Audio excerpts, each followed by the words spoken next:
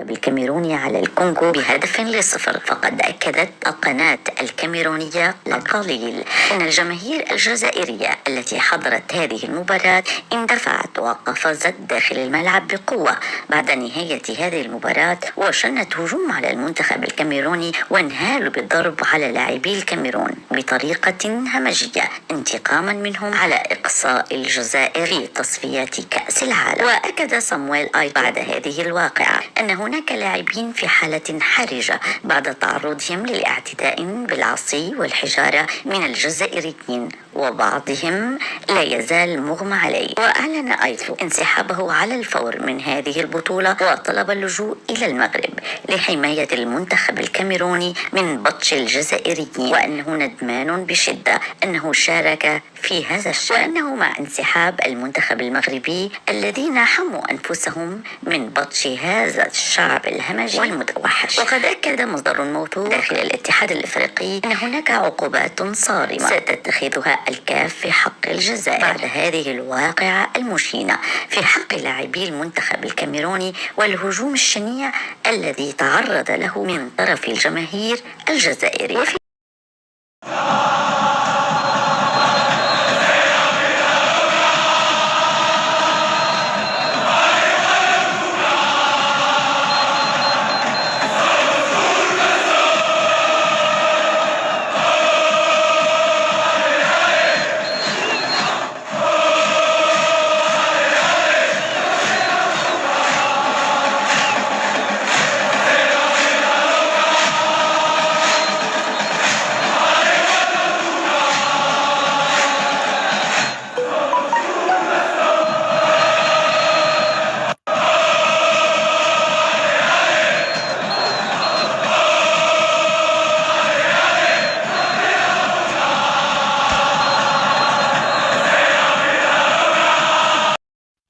سلام الله عليكم أينما حللتم داخل المملكة المغربية أو خارجها. والله القاسم هذا المنظر تبوريشة شدتني رسالة قوية من جماهير الرجاء لحفيد منديلا بعد الخطاب ديالو المسيء والعنصري اللي المغرب في الشان بلا مرشان. إخواني أخواتي هادو هما المغاربة كلهم رقي.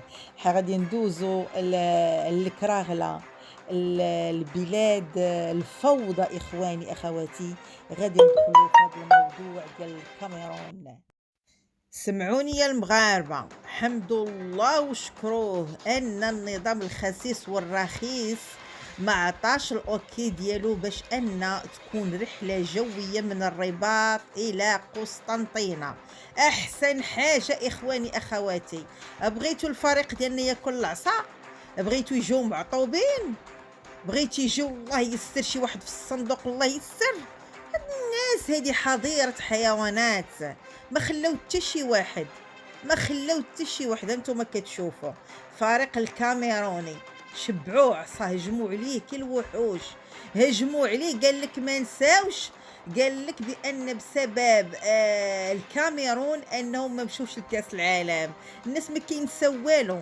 راكم شفتوا الفيديو اللي شاركت معكم البارح، متجر رابح اخواني اخواتي، اسطوره اسطوره عطى الجزائر الكثير والكثير في كره القدم.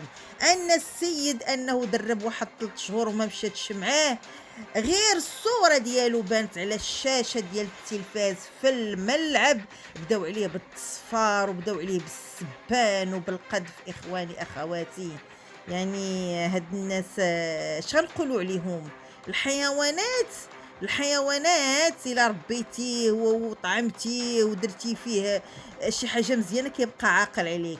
اما هاد الناس هادو ياك حنايا جيرانهم والرسول صلى الله عليه وسلم كيوصينا على الجيران، وحنا الحمد لله دائما اليد الممدودة، والإمبراطور محمد السادس ناصره الله دائما يده ممدودة لهذا الشعب اللي قالها الحسن الثاني رحمة الله عليه.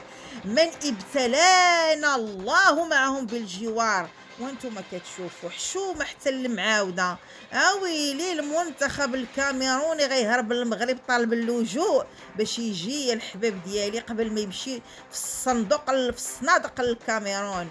قال لك هادو همجيين، همج اويلي ما كاين لا السلطه تحظي المتتبعين، كلشي هجم داخل بوابه من غير بوابه، ولا تيقولوا زريبه من غير بواب. شنو هاد التنظيمات وش هاد الحاله؟ القوه الضاربه اخواني اخواتي، كلهم مضروبين في الحيط. هادو خصهم بويا عمر كاملين بالحكام ديالهم بالشعب ديالهم. اسمحوا لي يعني ما نقول لكم فيقوا هادشي اللي كديروا راه ما كيرضي لا الله ولا العبد، ولكن نتوما غير زايدين في بهاد العنتريه. فين تربيتوا فين؟ الحباب ديالنا غادي ندوزو العمي خايب السميه. اييه، وبكل ثقه في النفس كيقول الجزائر قوه ضاربه ولن تنهار رغم كيد الكائدين. قال الرئيس الجزائري خايب السمية بأن بلاده لن تنهار رغم كيد الأعداء في رد غير مباشر على زعم السفير الفرنسي السابق زافيه أن الجزائر الجديدة في طريقها للانهيار وإسقاط فرنسا معها على حد قوله. وذكر الرئيس خايب السمية اليوم الخميس خلال افتتاحه لقاء الحكومة الولاة أن الدولة الجزائرية لن تنهار رغم كيد الأعداء، مشيرا إلى أن الوضع الاجتماعي للجزائريين غادي يتحسن في سنة 2023 بفضل الزيادات المقررة في الأجور والمعاشات، ومقدما بعض النجاحات في المجال الاقتصادي. النجاح الوهمي كيشوفوا غير مسكين راه دائما ضايخ داكشي باش ما عارفش شنو كيوقع في الجزائر. وكان السفير الفرنسي السابق قد أثار جدلا واسعا بمقاله على صحيفة فرنسية الذي انتهى فيه إلى أن الجزائر ستبقى مشكلة بالنسبة لفرنسا، فهي تنهار لكنها غادي تجر باريس معها. نعم إخواني أخواتي، هادشي ما عجبش الكراغله من طبيعة الحال، والراجل كيقول الحقيقة. الحباب ديالي هي دي آخر المستجدات. عجبكم الفيديو جمجموا ولا تخمموا، وإلى الفيديو المقبل إن شاء الله، مع السلامة.